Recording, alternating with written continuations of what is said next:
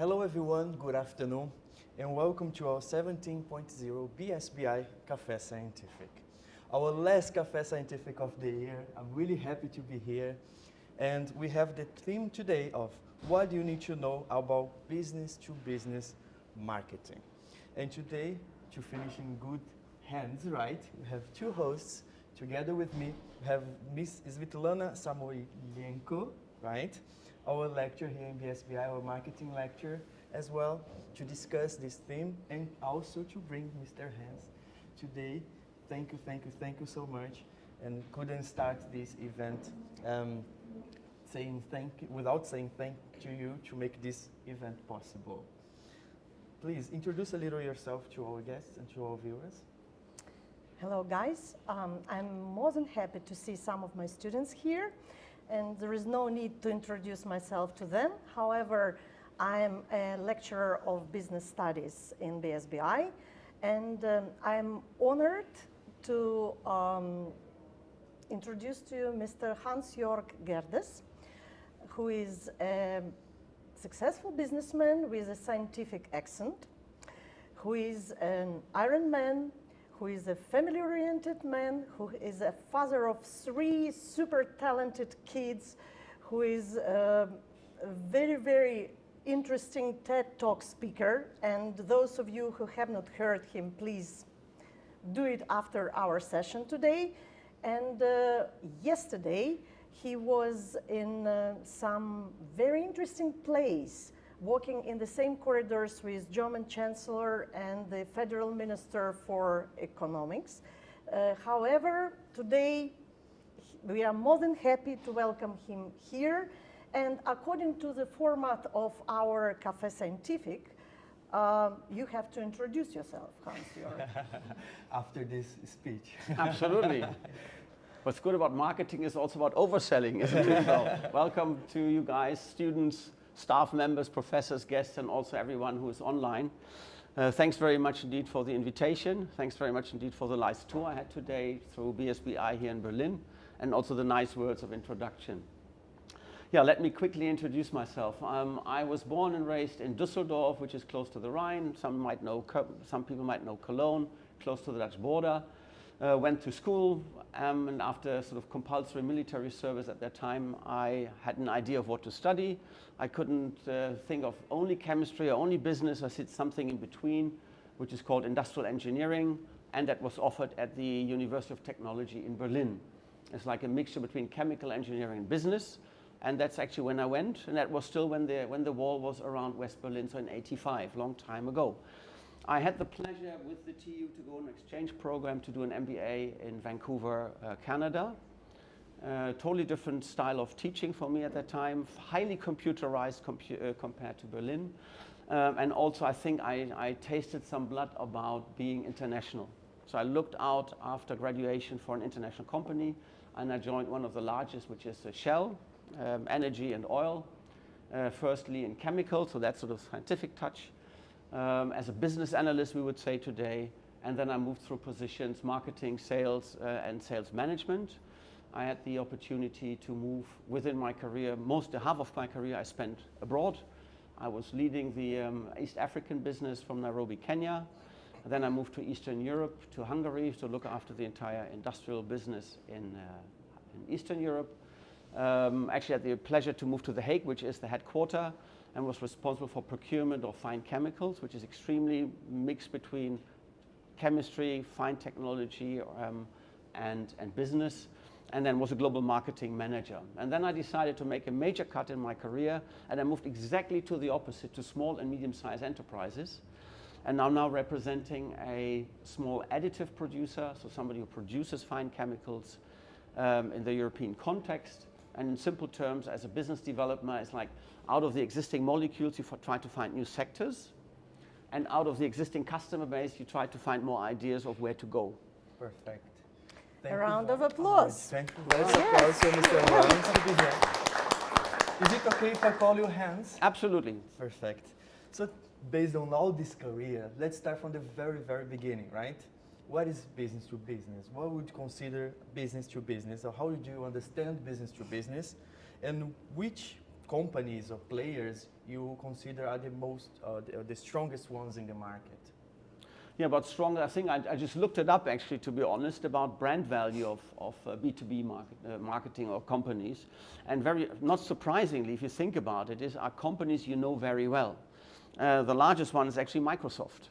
And you might have a Microsoft system, probably you all have Apples, but whoever has Microsoft, I mean, they sell a lot of Microsoft systems to business customers. So that's actually the largest one by brand value. There's also Amazon. There's Oracle, there's IBM, UPS. They deliver maybe some little parcels to you for Christmas or for birthday or whatever, if you have an instant reward. But obviously they're a B2B company. So actually, if you think about it, you know most of the B2B companies. Some, if you look at the German context, are incredibly technology-driven: Volkswagen, Siemens, SAP, Bosch, just to name a few. Some obviously have a consumer end as well, like a Volkswagen car, a Bosch washing machine, but their core business is business to business. Gas turbine, Siemens is a very typical example. Very good. Whenever Flavio and I teach our students marketing, we always ask them a question. Do you know the difference between B2B and B2C businesses? How would you answer this question if you were our student? Actually, I was wondering whether I should ask you guys now. Let's just go through a very textbook answer, but really think about it. It starts first of all with complex deals. If you think about your consumer activities, you buy a shirt, a pair of shoes, a spare part for something. I mean, it's reasonably easy to understand. Even if you want to buy a football shirt, size, club, away or home team, and then with a few clicks, you know what you want. Think about Siemens selling a gas turbine. Totally different game in terms of size, price, what is in, what is out, services included, which size, logistics, everything. So usually very complex deals, a lot of money involved, and that's number one. Number two is usually, as I've mentioned, products. It's a total offering, service offering, compared to a one-off product. A main difference, I think that's very important to understand when you have a very strong consumer behavior and B2C marketing background, is you cannot stimulate demand. The demand is given by the customer or the customer. If somebody in China builds a new gas engine or a gas turbine plant or a gas power plant, it needs a certain amount of gas turbines. And now obviously if Siemens would get the job, I can do a lot of things. What I cannot do is that they buy 2 turbines from me if they only need 1. That's quite different in B2C, where there's sort of 2 to 1. This week is probably Black Friday week, and there's a lot of 2 to 1 offers. Buy this, get this one for free. Da-di-dam. You can stimulate demand because you can have 2 jeans and 2 shirts, or even 3. And that's sort of a big difference to understand, that demand cannot be driven by price points or by any activity. You can only make sure that they buy your product or take your offering compared to somebody else's offering. Dear students, please remember this piece of advice when you order another pair of jeans. Oh, you have to help the economy. Please go on. You know, Germany struggles because of consumers are holding back. And then maybe saving, right? And then maybe as one of the other one is, who are you dealing with? In B2C, you are usually an anonymous mass. Because of all the big data mining, maybe your credentials, everything you leave behind the web, they might know you reasonably well, but more as a persona rather than an individual. On the B2B side, you usually know your customers extremely well. And I wonder whether you teach this like the buying center approach. It's not one person who's actually taking the decision. It's a wider group of people, and it starts with the decision maker. Could be the boss, doesn't have to be the boss of the department. There's an influencer, it could be the engineer. There's a procurement official usually in there. And there's also what is called a gatekeeper. You know, somebody who keeps vendors out of the discussion and stops people to intervene and to influence. And you have to play them all. And I think that's also a big difference. So you have to assume there is a buying center of what shape or form, minimum 2 people, technical, procurement, in a very oversimplified world, and how to deal, and they're usually fewer of them. I mean, fewer buying centers compared to a big mass of consumers. But let's say stop. I mean, you can have probably 5 more, but I think that's the most relevant one from a practical point of view. Very fantastic. And I'm quite interested to hear this point of view that we cannot stimulate demand, which leads me to my next question that I was organizing myself to ask. What are these best practices if we, in marketing, we teach our students, right, to stimulate demand all the time? So how do we will sell to a business to business? What will be the best practices to sell to them? I think there might be, I hope there is a lot of overlap to what you hear in classes. It's like the connection between strategic marketing and operative marketing, so tactical marketing. And in English I would say, so that the approach I usually try to, again, practical is usually very simple. Things to remember, 3 letters, TOD, target, offer, delivery.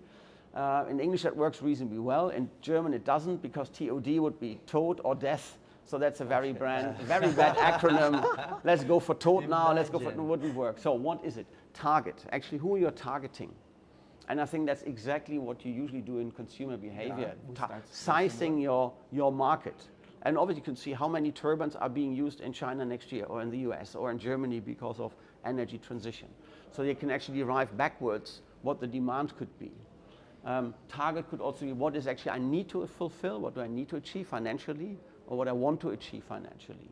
What's the competitor landscape? Once you've done that and you describe that, and that probably sounds very similar to the first chapter in any business case, is environmental description, the competitive environment, but also demand size. Then it goes into the second piece is the offering. What is the offer to your customer? And also maybe a word you might know from the consumer side is customer value proposition. Yeah? What is the CVP? And it usually, what does the solution to the customer? What is actually the effect of it?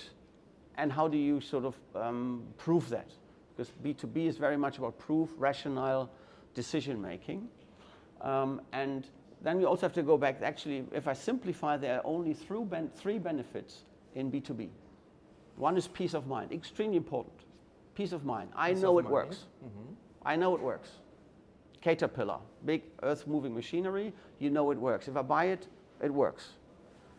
Second one is lower cost, whatever lower cost means. It could be, and it's not like, oh, it's cheaper than the other product.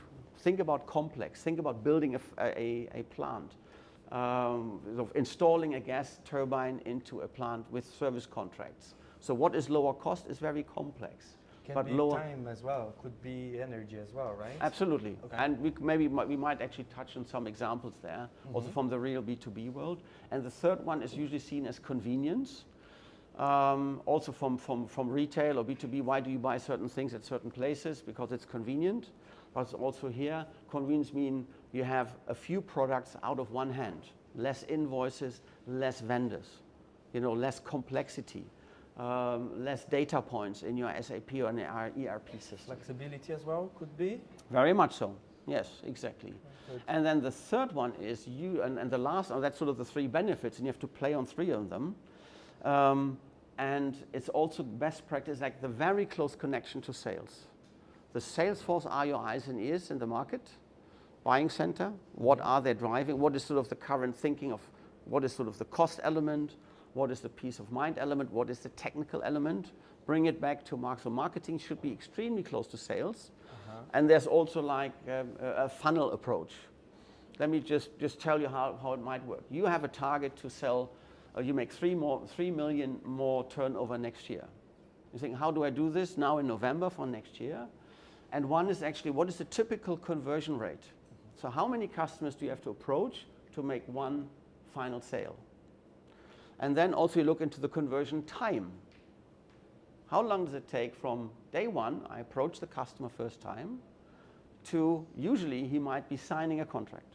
If you bring the 2 together, conversion time, conversion rate, you see your funnel, you might say, well, it takes a month, it takes 12 months, which is very typical for B2B in a more technical environment, from first contact to maybe first sell. And let's say 1 to 10, 10 customers. That means I need 30 million potential now in November to reach my target end of 24. And that's where sales and marketing come together. Identify, if your pipeline has only 20 million, it's most likely you won't make it. Yeah, and then obviously conversion time and conversion rate. First of all, is a statistical element. You can look in 12 months' time, did I stick to it? But it can also be influenced. So how do I move faster? And how do I increase my chances of making a sale? And that's really sort of what B2B marketing in its essence, in B2B, I believe, practically is all about. This is really a really good practice, because at the end of the day, it's numbers, right? You think in terms of numbers. Absolutely. And you get the best practices based Yes. on the numbers they are resulting to you, right? Yes. Very good. Now, please, my dear students, don't ask me why we have to study statistics. The example has just proved that you can't do marketing without it. So please attend all the lectures. Yes, and one more question, if you don't mind. As you can see, we have a truly international company here, and we encourage our students to provide some examples from their home countries. Okay. However, we would ask you to provide us an example of some successful company, B2B company in Germany in particular, or maybe your favorite international B2B company that you can advise our students to apply for. Yes. I actually thought about it, actually, who are the best companies, but I'd like to, I think, to mention a few who did something new in their time. And then what is it which was the new thing and that which stays on? I think one of the ones to mention is General Electric. It's like the Siemens of the United States, just bigger. They're in the energy business for ages, and there was probably heard of Jack Welch, who was a very charismatic CEO, like the Steve Jobs in the industry world in the 70s, 80s, 90s. And they were selling turbines, for instance. And Jack Welch brought in, if I sell a turbine once, I make margin, I don't know, $1 million margin. Okay, and then I have to sell another turbine, big, and then conversion rate, conversion time takes a long time. Said, well, actually, what money is to be had if I offer the services? And GE was a product company. I sell product, I produce product. And he invented or started this entire service, and he found out later on the income stream from services was 4 times that of the turbine. And even if you think about bundles, you could actually reduce your price to a certain extent and compete. If your turbine is slightly cheaper, if I may say so, if you get the service contract.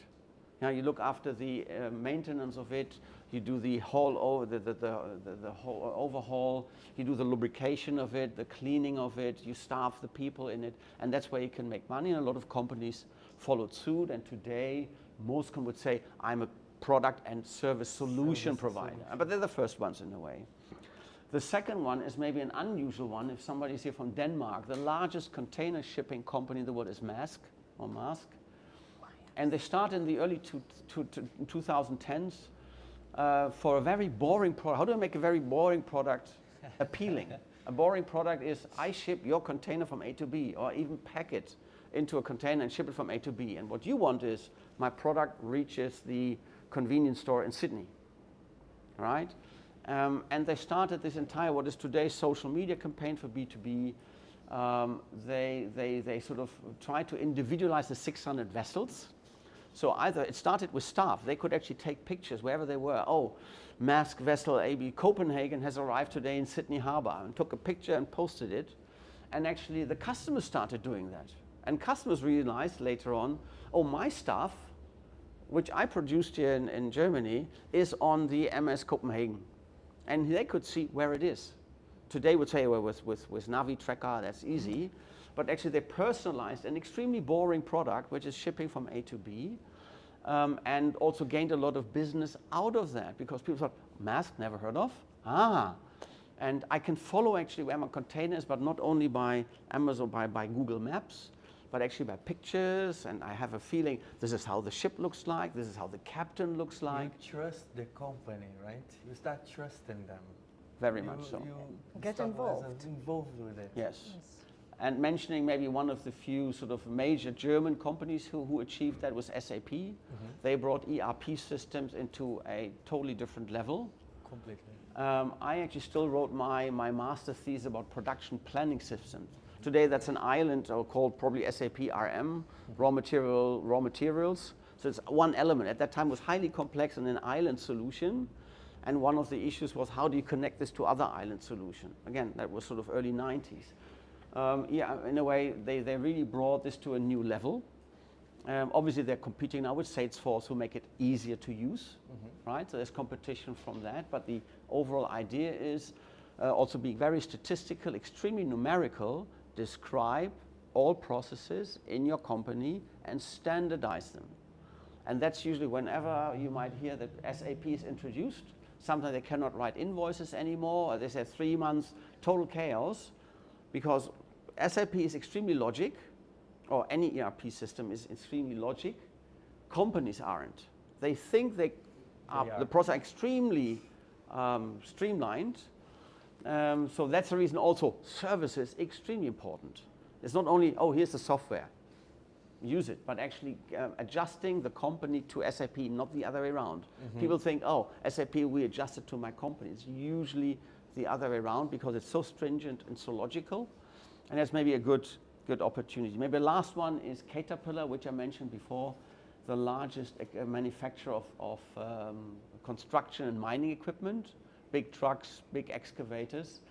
They started also to make brand and brand trust Caterpillar shoes. And I wonder, in winter time, you see them sometimes, and they branded them walking machines.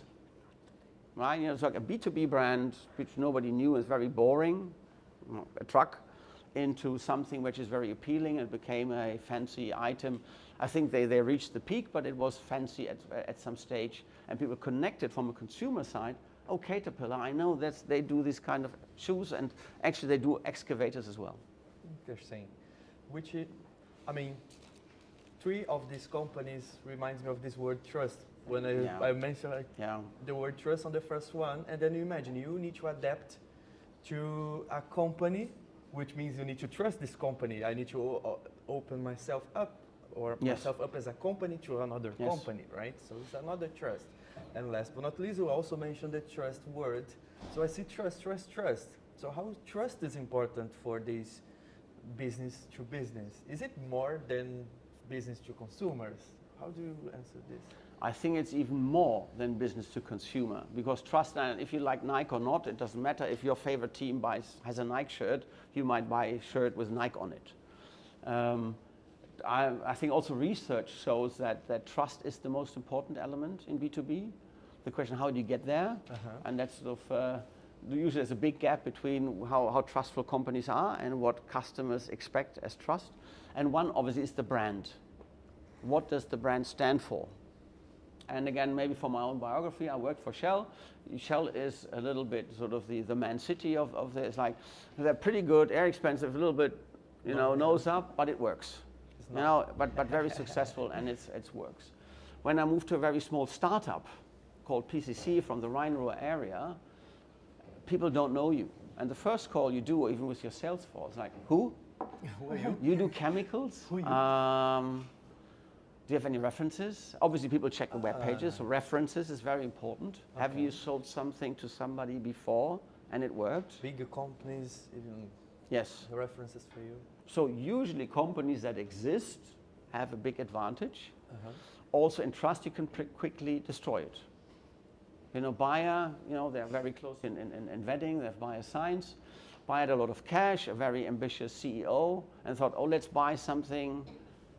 Monsanto it's very cheap at the moment because they have a reputation issue because of glyphosates and all these herbicides. They're very cheap in the marketplace, and I think they destroyed a lot of shareholder value by buying this company, not only because of litigation, because of trust into the company. Oh. Like Bayer was like the science and very top, and now they have these herbicides, and I think the value of Bayer is far less than what they had before, plus Monsanto, plus what they paid for it. And trust is actually quite important. It can be destroyed very quickly. Coming back also to fewer customers, complex buying centers, trust is built by people. It's still, we come to maybe also connecting and the value or the importance of the internet and data on the web. But still it's a people business. It's usually a lot of people on the road. And one famous saying is, customers don't buy a brand, they buy the person. So if I trust you, Flavio, Yeah. because we had some talks, I might trust also the product behind. Obviously, it helps if it's a product I know or a brand I know, but it's very much linked to you. So that's also important. That's the reason it can be very quickly destroyed. It's like, don't overpromise, say what you do and do what you say, because usually one negative example compensates for 10 good examples. Yes. Yeah, people stick this in their mind, and particularly they talk about it. Like, Yeah. they let me down. Particularly machine didn't work. Big thing, big investment. So that's sort of part of the brand building, and more. And in my current company, I have a lot of 30 odd plus chemists, and also check them. How do you check suppliers? And it's like web-based data. I want to see every single data. I want to see the chemical structure, what is sort of the chemical registration number, CAS number, everything I can read. And if they show me good data, I start looking into them a little bit further. So that's part of the brand building, and that's only one part of it.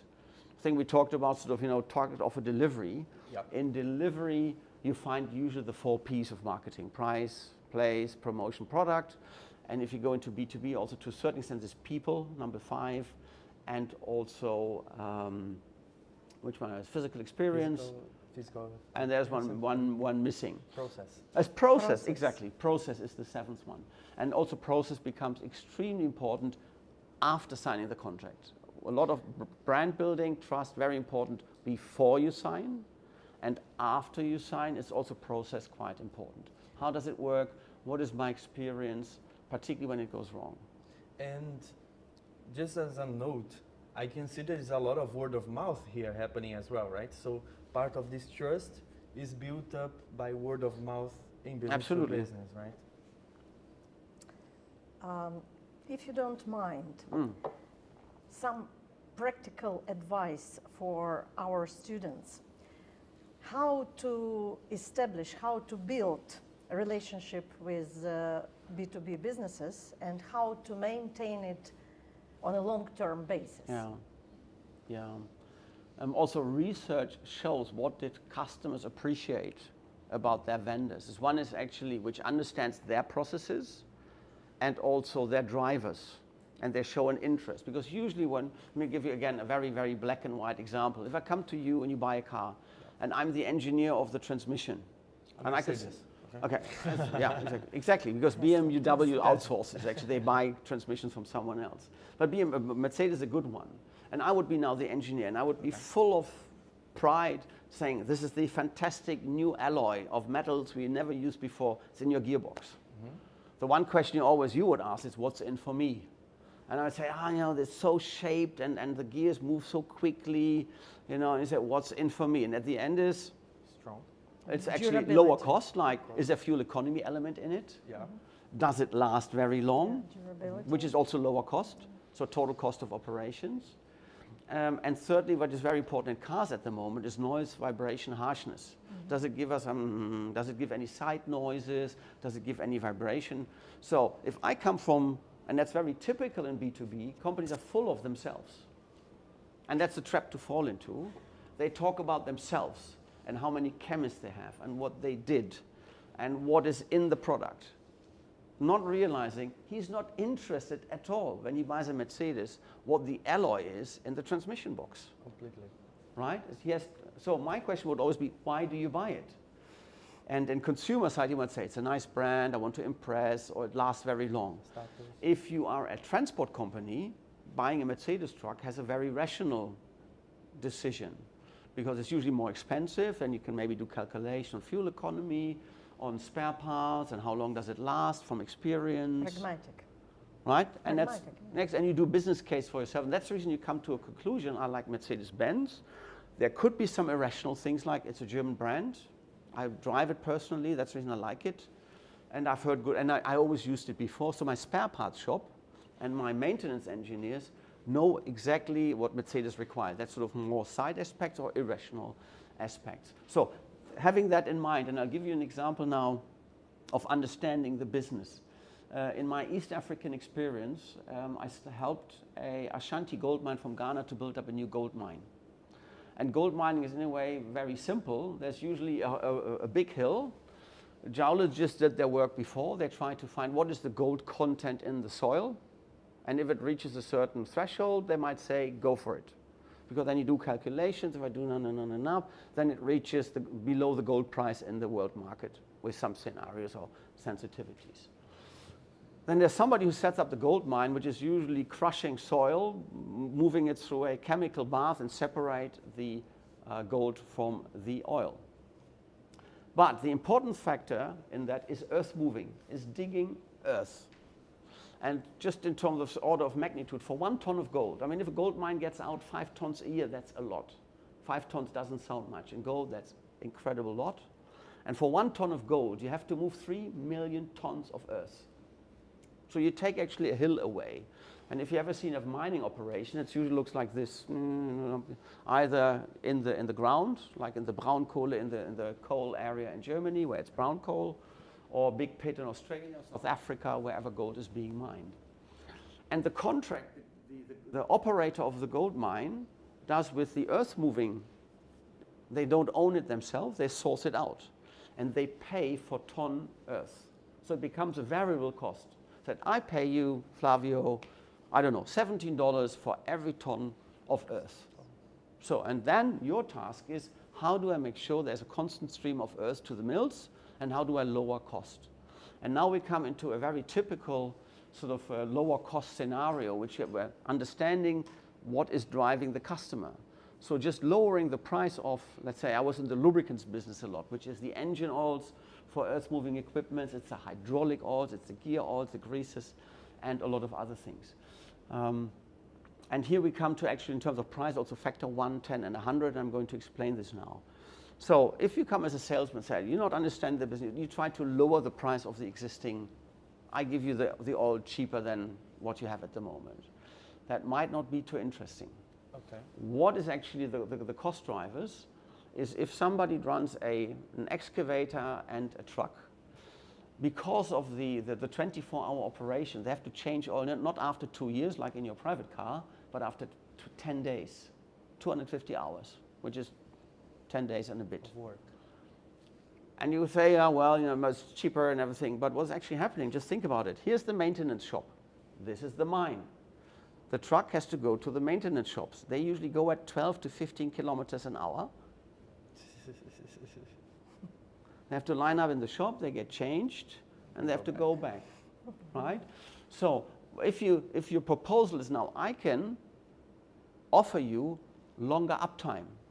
Your truck is more on the road than before.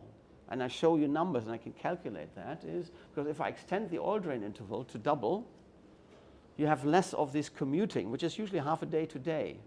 So the truck is actually on site, minimum 1 day per oil change. And if you think this through, how many vehicles can I save over time to reach my 1 million tons of earth? Or how can, with the existing size, how many more earth can I move and get more revenue stream? Yeah. So it's usually oil has a factor of 1. The maintenance cost, the guys and the tools, is a factor of 10. And usually the uptime is the factor of 100.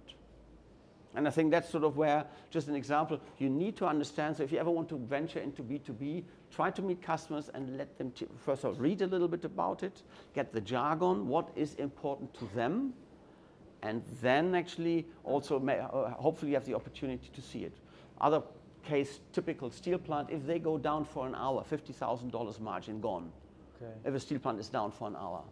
Or think about Vattenfall or power electricity if things have to shut down. So that's quite important to understand, and that's also important to build. If they think you really understand it, you can quantify it, and also if you have a brand which radiates trust, that's usually a very good sort of mixture. Again, just a very practical, but maybe hopefully lively example of how that looks like. Which reminds me of the fact that we should listen a lot in marketing. Apparently from business to business yes. and business to consumer. Yes. First we listen, first we get a feeling, right? Yeah. First we understand, and then we finally have the first move. And we add this move to our journey, right? Right. Which reminds me of another question that I have to make for you. How is different this journey? And especially in digital marketing nowadays, we talk a lot about the consumer journey. What is the journey on the Yes. website? How is the journey on social media? How is the journey to conversion? And what is the difference from your perspective for this journey from business to business? Yeah. First, I think B2C shows the way, usually years ahead. And maybe in case you ever venture into B2B marketing, which I can highly recommend. And one reason is because you usually get a very broad responsibility, because it's usually one person doing a lot of things rather than only one product for a certain segment in one country.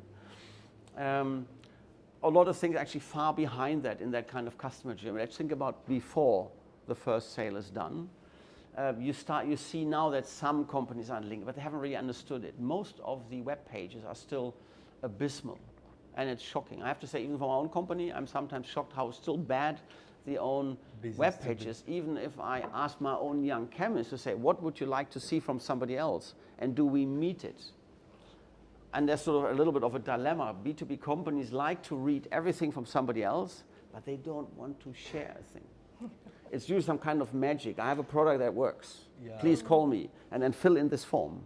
And then with a lot of, and if I see a form, I switch off. Gone. Right? Yeah. And a couple of companies do this very well. They show a lot of things, make it very easy. So that's maybe one learning. Obviously, the customer journey is very much driven still by contacts, fairs, cold calls, visiting, revisiting, building up personal relationships with a suite of people. So it's far more direct and personal than in B2C. And obviously considering the long cycle. Also that you have to keep in mind, the long sales cycle. B2C tends to be instant, and all the promotions tend to have an instant sale, like the call to action on every side. Buy me, buy now, click here, da-di-da-di-da. What is spilling over, it's also, we talk sometimes about B2P, business to people. So have that person in mind, also when we come to persona maybe later, who is the procurement manager? Is he evil by definition? No, he has certain needs. And particularly has a bonus scheme. And if his bonus scheme is save cost minus 5%, you have to address this somehow. The maintenance manager is usually keep uptime at 100% or 99%, or keep the machine running for minimum X hours. So that's his bonus scheme. So you have to address, that's sort of quite important to understand. And these are people who do things for a reason. So B2P, understand that person as well. But they are also consumers. So, I mean, when they order something from Amazon, you say, thank you very much for your order. Then, we have packed your order. We have shipped your order. Your order should be with you within, I don't know, a day. Are you at home tomorrow at 2 p.m. because your order is coming? That's also for a procurement manager or an engineer a reality. So in B2B, we still think, do a letter, send something, no information, how many times do they call in? And then we come to the process element of tactical marketing.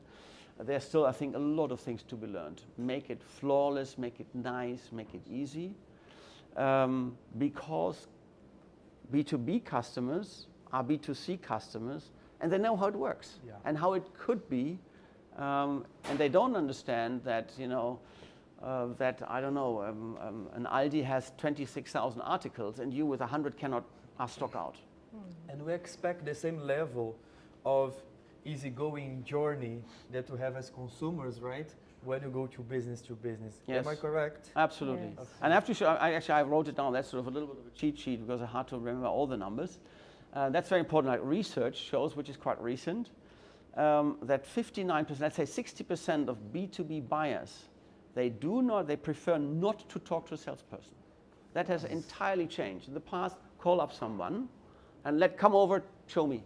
Now procurement managers want to see everything on the web, do the first scouting, and they reduce the solution space to few customers, and they don't want to talk to salespeople anymore. Yeah. Because for them, salesperson is talk a lot, overpromise, data sheets, and then, and waste of time. I mean, it's like, oh my God, I have so many things to do. And if he comes, he's there for 1.5 hours. So it's very hard now to get appointments, and they're usually sharp, half an hour. So you have to pitch right. That's sort of number one. 74% prefer to obtain information via website. Okay. And now 80% of the buying process is almost done before a supplier is even contacted. Oh wow. Right? The So that's, I journey is think that's changing. quite important. Yes. That also stresses once again, there was also a very sort of challenging article called "The Death of the B2B Salesman," like, you know, not death of a salesman, but actually death of the B2B salesman.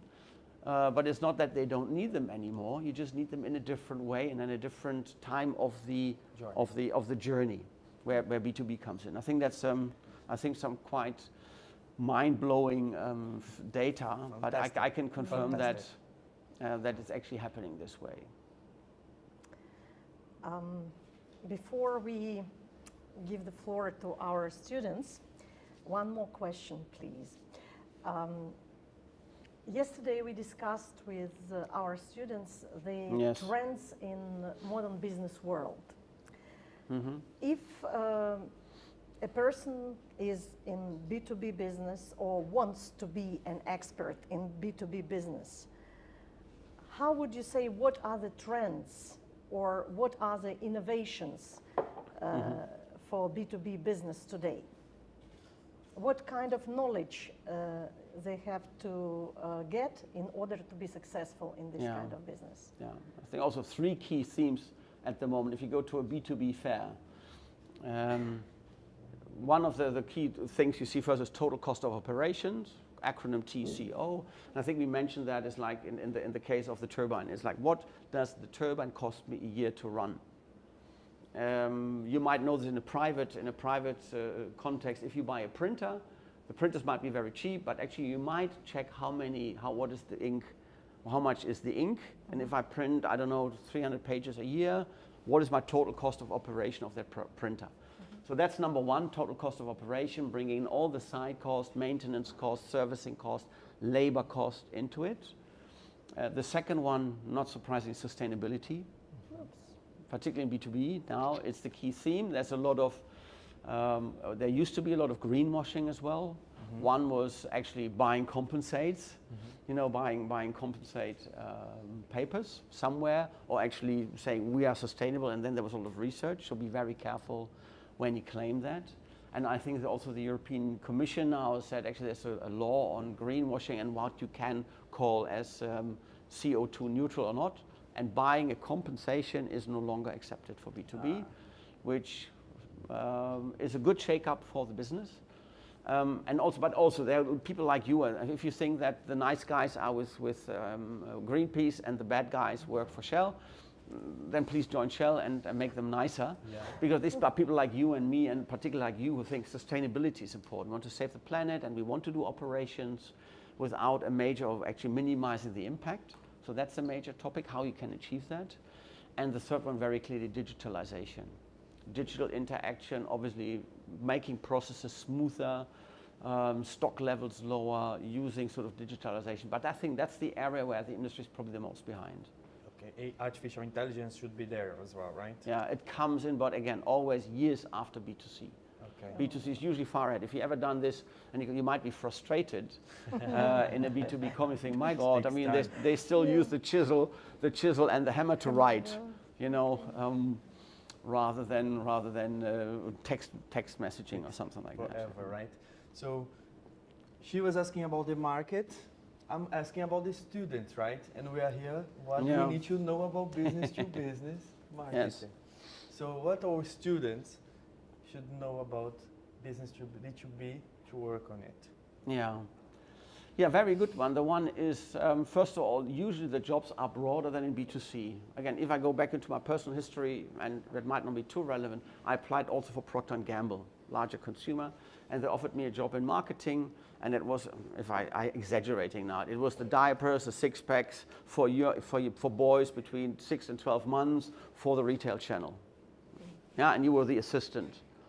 If you join a B2B company, you might be, you're the marketing manager for industrial goods in Germany. You think, my God, I have no clue about it, right? So methodology is very important, and please use the methodology.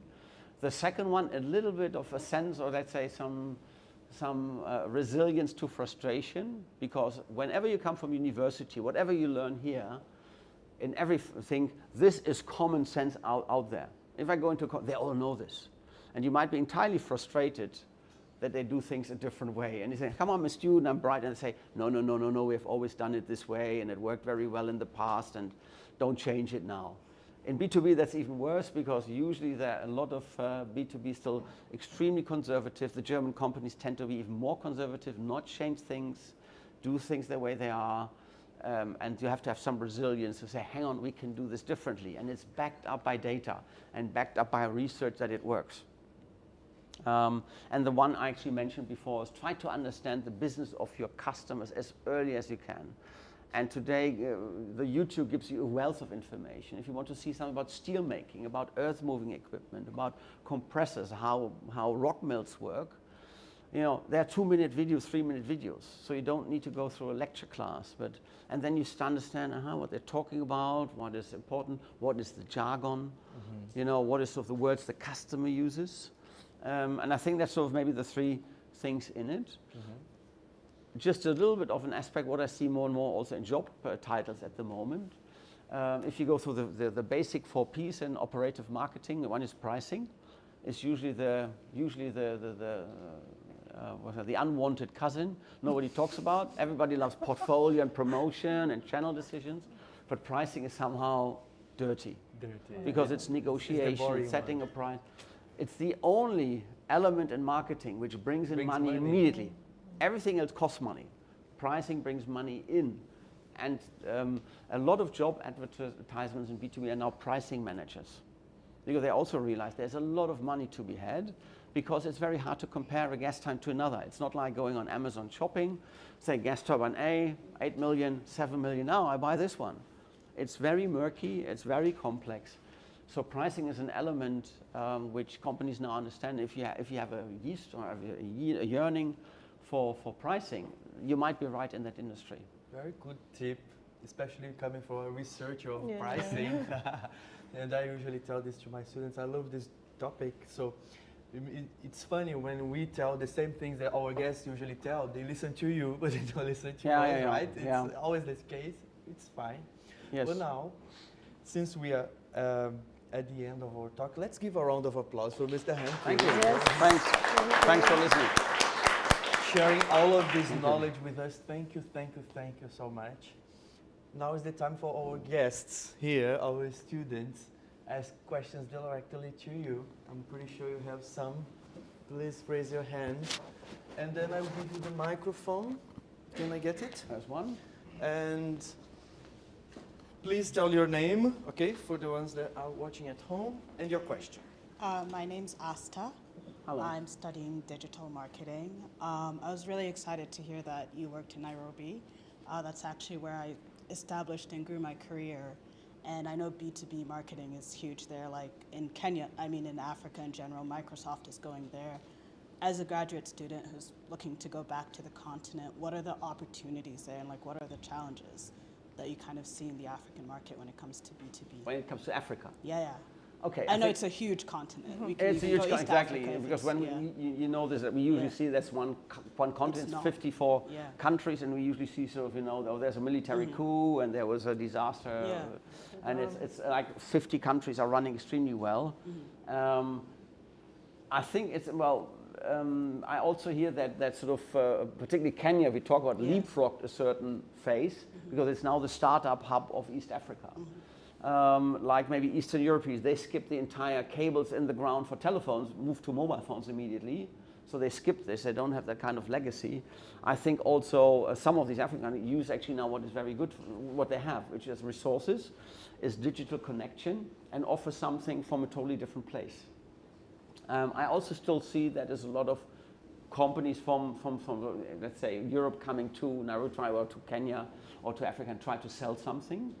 And I also see there's a lot of requirements now for local content, which means we want something which has local employment, local investment, local interaction, so it's here to stay, and it's also sustainable over time. It doesn't go because a European investor pulls the plug.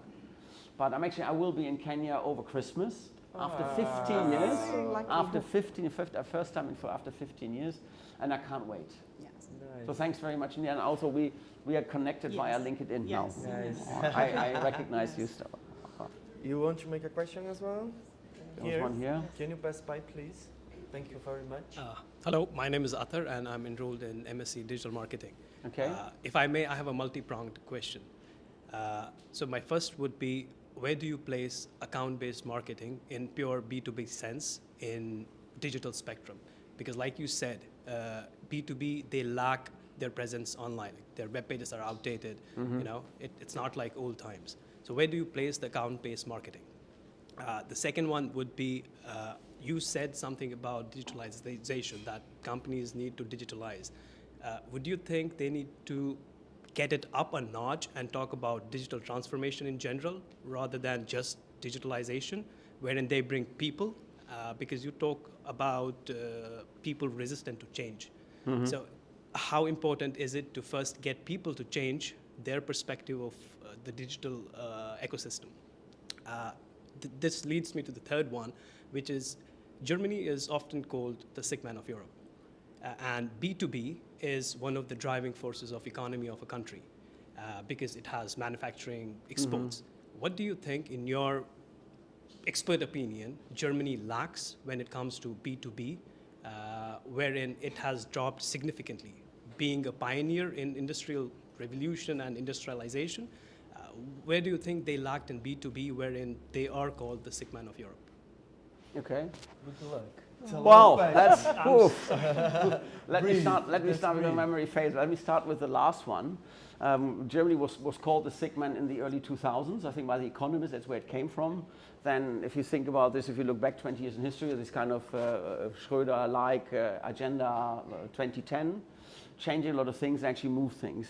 I think we also come from a almost 16 years under the Merkel government, anyway, where the main selling proposition to the electorate was, vote me and everything stays as it is, right? So Germany is very much about preserving things. That's now in the minds. It's very hard to change, while all the other countries moved. And Germans don't travel outside a lot. They might go to Austria, maybe to Spain, maybe to Mallorca, but you only realize that you're falling behind if you go to a neighboring country. So probably if you come back from Nairobi, you think, why is the connection so bad here in a technology? But Germans don't know. They think that's normal. There's also this hesitation, I think, very change averse, which is part of the culture. Yeah. I think they're all waking up now. And also I have to say, most of the crises of the Merkel government were something you could actually solve with money. That was the Greece, Portugal, Italy, the monetary system, There was a lot of things we could solve by money. If you think now about the Russian aggression into Ukraine and also the Hamas aggression into Israel, cannot be solved by money. So it's like, and that's the reason also Germany is a little bit like blinded by the lights and trying to reinvent themselves. I hear now, finally, that also the car industry is starting to understand, okay, we cannot sell the ICE sort of a carburetor engine anymore. We actually have to change, and it shouldn't cost 50,000 euros. And I think what gives me lots of comfort is that sort of the medium-sized companies below are extremely variable and quickly to adopt. On your second question, just give me a hint. Account-based marketing. That was the first one. Think of the second one. Digital transformation. About digital transformation. Is it about only digital? Oh yeah, digital transformation. I used the mask case. And also there's a little bit of a case study if you want to go into they brought somebody out from the outside. A change agent, somebody who set up a YouTube channel, who set up, but also interns, like change management internally, change management externally.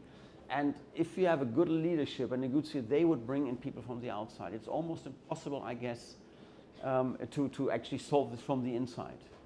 That's at least my practical experience. And account-based management, I think, has developed quite dramatically from, there were sort of regional sales managers and every company was visited once a year.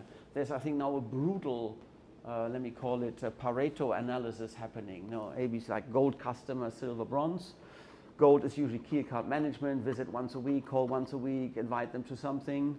Then there's sort of a regional play, like these are regional customers, and there's somebody there who visits them once a month. And everything else either goes to customer service center, like to office-based account managers, or in the oil industry is moving this to distributors. And distributors would be what we call master distributors, one company who takes actual responsibility for one brand per country. Good example, funnily enough, Caterpillar. Largest equipment manufacturer in the world. In Germany, they don't exist as Caterpillar because Germany is not a mining country, really. Zeppelin is a company who actually has the right for the brand to use the brand, and they sell Caterpillar on their behalf.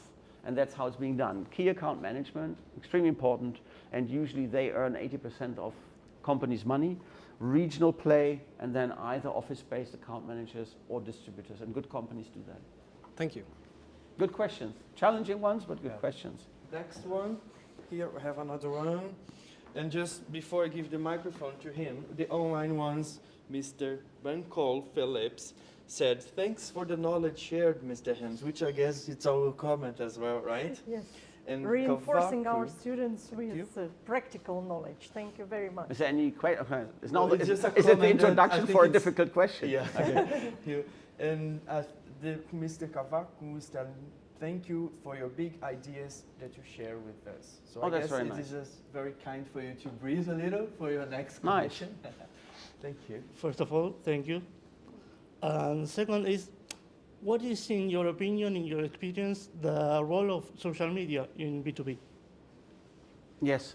Also, I think I brought some research with me, which I didn't read out before. And that's also the importance of the salesperson. I mean, let's start with B2B. Companies must be on B2B, just because that's sort of the first source of information. Also in social media, they must be there. But usually people like stories and like personal things. The good example, Cristiano Ronaldo, 700 followers on Insta. Man United has maybe 200 million. Right? All the clubs he played have far less than himself. So that's important, and that's the reason now the role of the salesperson. I also have to read this out. 79% of buyers are more likely to consider a brand if the salesperson has a good LinkedIn profile. So I would force every B2B company that the people have a good LinkedIn profile. 73% of buyers are more likely to consider a brand if the salesperson reaches out via LinkedIn, and that's also my experience. If you get your target audience right and you approach people like sniper approach rather than mails or emails to a large group, the likelihood is higher. And again, people buy from people, and if the brand behind is reputable, that helps a lot. And there's a lot of things to be done for companies in B2B to play a role in sales, like moving more away from, oh, this is my product ABC and it's very good and it's better than everybody else. Nobody wants to read this. But apparently now videos are very important, but very few companies do that. Little videos, little explain videos, little application videos, little statements, make it personal, introduce the employees, and a lot of companies don't do that, and they're still far behind on that. Yeah. And again, I can also encourage you, because what you are selling after you graduate is yourself. So have a very good LinkedIn profile, because HR and other companies are actually trawling through the LinkedIn. They look for certain keywords. Which university, which things did you do, which experience do you have, and they might find you there. So your chance of finding a job is far higher. And if I, from memory, at any given moment, LinkedIn offers 15 million jobs. 15 million jobs are on LinkedIn being offered for the whole world, of course, with 730 million users. All right, so that's, I think, a good encouragement. Thank you very much. I'll pass by here first. Go there. So thank you for the really wonderful conversation. So I have a two-part question actually. The first of all, I would like to mention something that you talked about in the very beginning, the trust part, the B2B's main element. So if I was in a marketing team and handling a B2B company, how would you deal a backlash there? Like, because in B2C, it doesn't work that well perhaps, but in B2B, it's the trust part, that's very important. And if once broken, it's gone. How do you actually deal with that? Yeah, that's very good. Things go wrong. And you can have two ways. Oh my God, it's like this, a disaster, and you lose the customer. I think it's your moment of glory. B2B customers, B2B customers are used to issues. And the last 2.5 years, or let's say the last 3 years, were quite determined by supply issues. Stock outs, nothing available, parts available, so they had to compromise a lot. So they used to things go wrong. The moment of glory is how you deal with it. And my advice also, with what I've seen when it worked very well, is if you throw your full force behind the floor. And it starts from, depending on how important the customer is, that the regional manager, the director, or the sales manager calls the customer and tells, yes, we failed you miserably, and this is what we are going to do. Because that's the moment when people think they really fixed it. So that's your moment of glory. It's not about, oh my God, it wasn't my fault, let's shy away. And so what is the culture in the company? Is it an error accepting culture, an error avoiding culture? And it starts from the top, and I can only say, this is your moment of glory. If things go wrong, you can show that you can really deliver, and that sticks to the minds. Okay, so thank you. Well, the second part would be, through all your experience throughout your life as a B2B marketer, if you have to sum up to say somebody, okay, so this is what B2B marketing is all about, and this is what you should do, what would be the 3 points that you would recommend? Again, I'm using some acronym. That's what I said before. Target, offer, delivery. So where am I? Usually the tendency in marketing is go very quickly in operations, like, oh, let's do a brochure, let's do a video. No. Target, what is the value proposition, and then what is it supporting? The second one, what I mentioned about the alloy gearbox, it's what we in marketing talk is features, advantages, benefit. So start from the benefit from the customer, advantage, what does it do to the equipment, and the feature, what does the chemistry do? What is the alloy? What does it do to the gearbox? What does it do to the customer? And the other ones are the 3 benefits. Address the benefits in that. Exactly. Very much. Let's go here. Thank you. Thank you so much for your enriching knowledge session, sir. I'm Dr. Navya. I'm a faculty here. My question is, even after adapting several strategies into the business, initial days that would be a little successful one, but later on after some few days, what are all, according to you, what are all some of the most common mistakes that B2B marketing makers make? Ooh, that's almost finger Good pointing. luck. Good luck, exactly. I think also traditionally where a lot of B2B companies came from, usually one of the salesperson becomes the marketing manager. Yeah. Because there's very little understand what marketing is all about, and because it's so close to sales, far more than in B2C, as a development or as a promotion opportunity, a salesperson is being taken without the proper training. So, and then you come in, or somebody from you guys actually join that team, and somebody, oh, we always did it like this, and that's how the company works, and a lot of times they also throw a lot of technicalities at you, so like fog screens, that are smoke screens, that as a young marketer, an ambitious marketer, it's very hard to get hurt. Again, it's very hard to say what should they do. I also see the ones who perform actually listen to that, bringing that kind of new element, bring fresh blood from the outside, and hopefully accept that both actually need some time to adjust to each other, where they come from. I have one more question. How do you use email marketing, email services to deliver the marketing services? Because nowadays emails have been relegated very much, and other social media platforms have been occupied a major role. That how we just bring back the email services, getting back into the B2B marketing system? How to bring it back? I think we also look into certain markets. I mean, Germany is more a society overall, which is more age than Kenya, for instance, and therefore I think I still see an over-reliance, because a lot of people between 40 and 60 are in responsibility jobs now.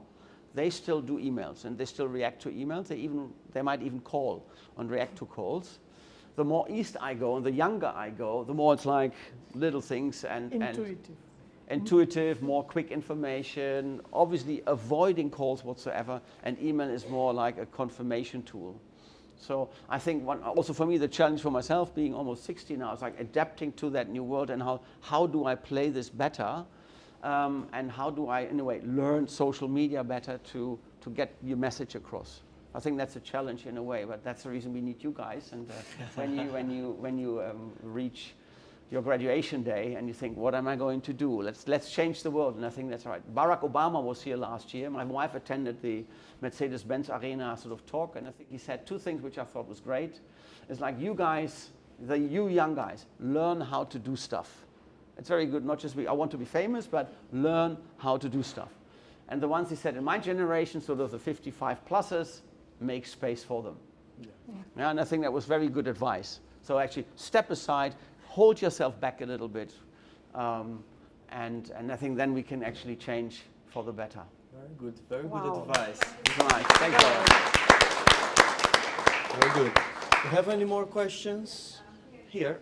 We'll have one here and one here, and then we end it up.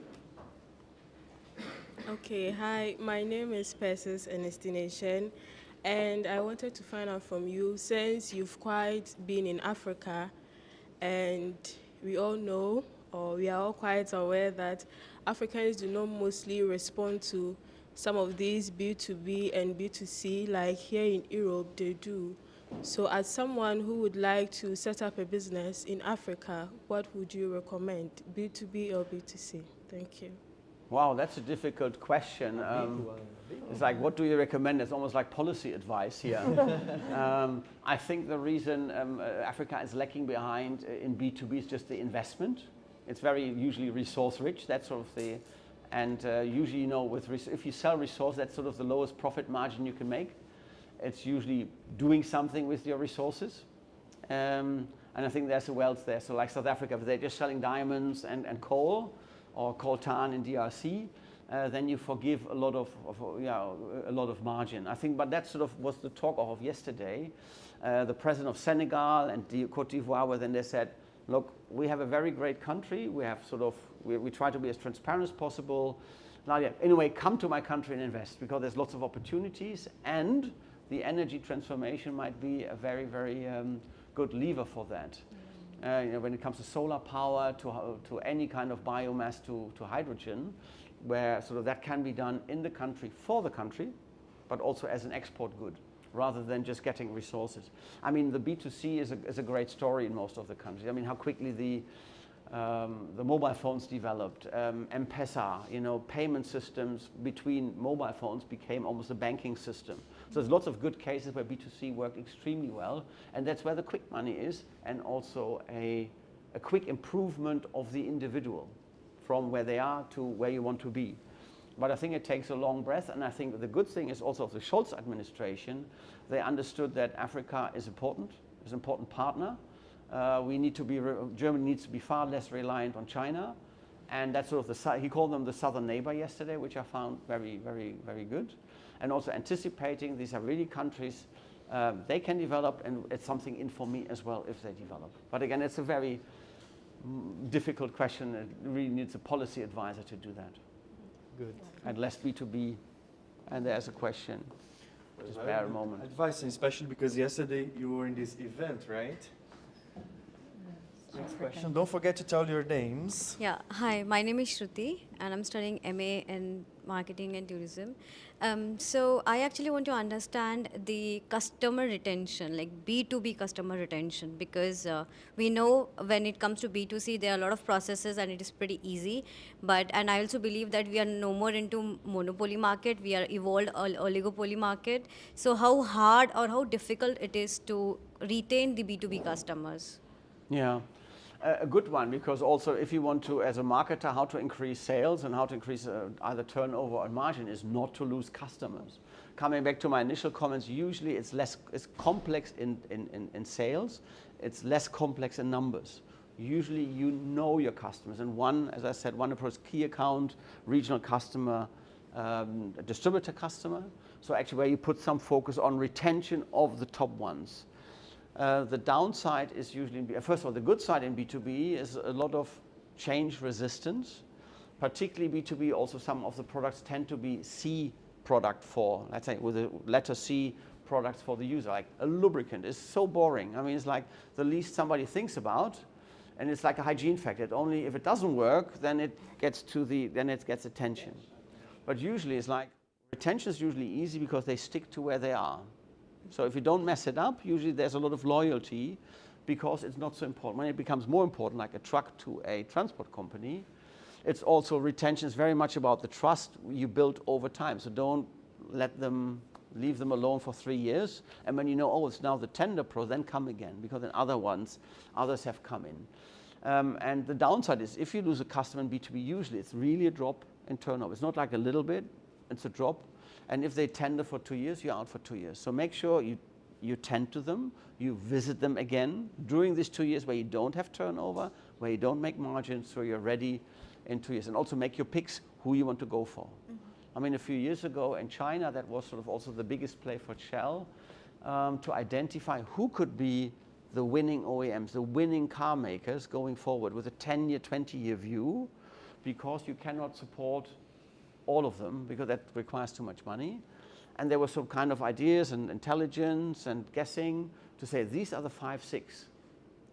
We are focused, Geely is one, for instance, or now BYD, which are actually now big in Germany. So making sure you understand, and obviously you can be right, you can be wrong, but it's better to have a plan and make a guess and make a gamble rather than trying to do a little bit for everybody. But retention is important because the money is gone immediately and it's very hard to get it back, and it takes far more money to get somebody back than invest into a new one. Yeah. It's But very good one. important to retain not only the customers, but the knowledge that you've been Yes. reinforced with the help of Mr. Hans-Jörg Gerdes today. And if Just you for us to finalize, because there is a very big one here. Save the best for ask last. him if he wants to be a lecturer in the SBI. And then, of course, I need to make this one, right? we are in trouble. Yeah. Yeah. What's the customer value? What's the employee value proposition? I would say. Very What's your good. EVP? Yeah, that's basically it from our online guests. Hans, thank you very much. Svetlana, thank you very much for bringing this monster here to talk to us, right? Thank you. All the round of applause only for Oh, our thank you. guests. That's so nice. Thank you, thank you, thank you. Thanks very much. And for the ones that are online watching, we see each other next year. Bye-bye, guys. Thank you. Bye-bye. Thanks for All the listening best. in.